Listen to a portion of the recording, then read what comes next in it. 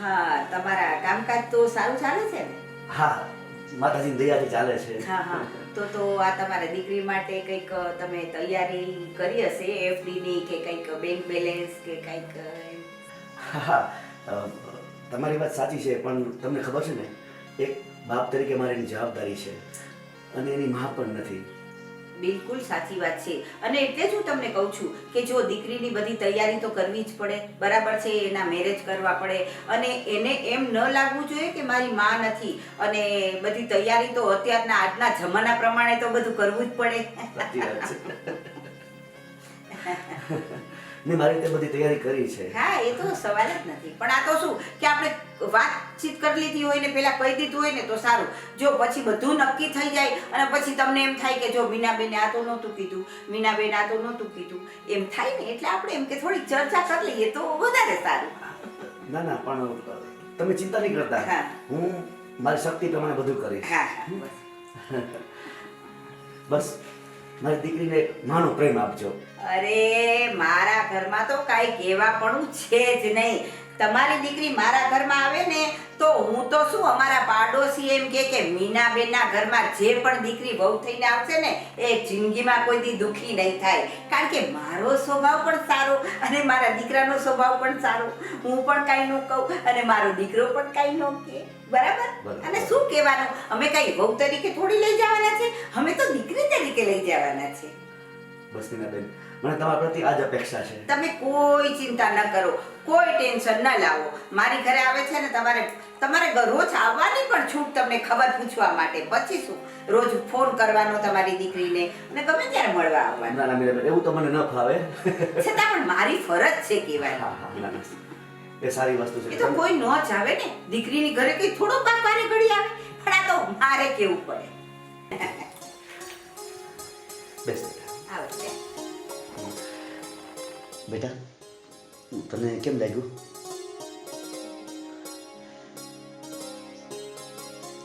તમને પણ બરોબર છે ને? હા અંકલ. ચાલો તો હવે બેયને ગમી ગયા છે એકબીજાને, એટલે આપણે હવે થોડી ઘણી તૈયારી કરીએ. બરાબર? ચોક્કસ. અને હવે તમે છે ને એના જન્માક્ષર મોકલી દેજો, એટલે શું આપણે તારીખ બારીખ બધી નક્કી કરાવી લઈએ. હા હા, બરાબર ને? મોકલાવી. હા, તો હવે અમે નીકળીએ મહેશભાઈ. હા ભાઈ, જય શ્રી કૃષ્ણ. જય શ્રી કૃષ્ણ. ચલો અંકલ, જય શ્રી જય કૃષ્ણ. શ્રી કૃષ્ણ બેટા, જય શ્રી કૃષ્ણ.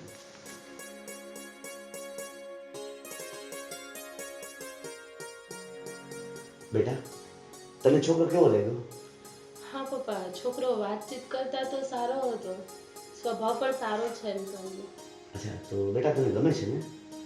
હા પપ્પા, મને તો ગમે છે. પછી તમે કયો તેમ. ના બેટા, જો આજે છે ને મેં માતાજીને પ્રાર્થના કરી હતી કે માતાજી આજે તમારી લાજ રાખજે. અને ખરેખર જો છોકરો ગમ્યો છે ને અને આપણે એકબીજાને અનુકૂળ આવ્યા છીએ ને, તો એ ખરેખર માતાજીની દયાથી મેરડીમાએ આપણે પર કૃપા કરી છે બેટા. બાકી તને તો ખબર છે ને કે આપણે કેટલા ઠેકાણા જોયા, ક્યાંય મેળ નતો ખાતો, પણ આજે માતાજી દયા કરી અને એકબીજાને પસંદ આવ્યું છે.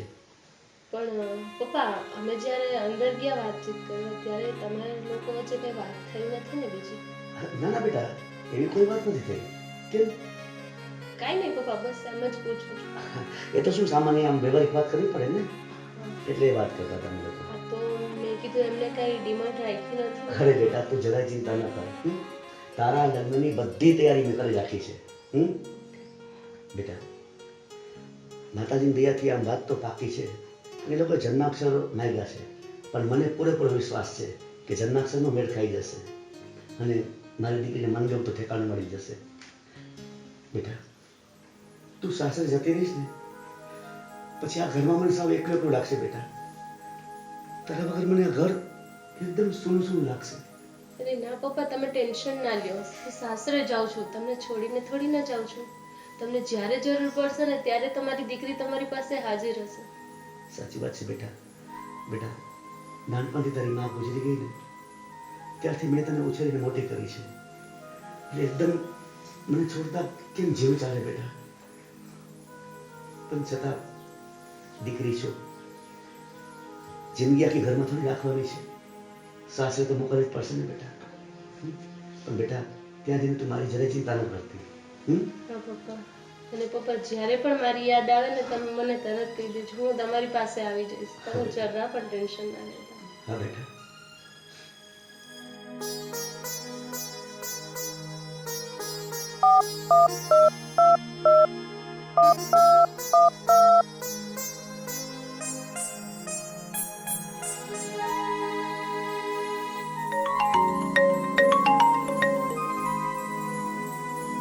હા હા હલો મહેશભાઈ.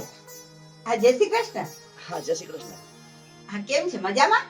હા હા તમે ઘરે જ છો કે બહાર છો? ના ના, બસ હમણાં જ ઘરે પહોંચું છું. હા તો હું ઘરે આવું છું. એક અગત્યની વાત તમને કરવાની છે મારે. શું વાત હતી? હા તો તમે કયો તો આવી જાઉં. હા આવો આવો. હા હા તો તમે પહોંચી જશો ને ત્યાં લગીમાં? બસ હું પહોંચવા જ આવ્યો છું. કઈ વાંધો નહીં, તમે તમારે આવો. હા હા ભલે. ઓકે. હા જય શ્રી કૃષ્ણ. જય શ્રી કૃષ્ણ.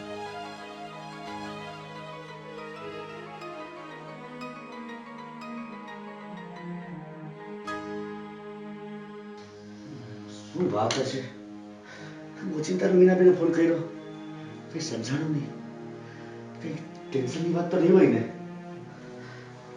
શું કરશે? માન ઠેકાણું સારું મળ્યું છે, ઘર સારું છે, છોકરો સારો છે. અને એક વાત, કઈક આડવાનું તો નહીં થઈ ગયો હોય?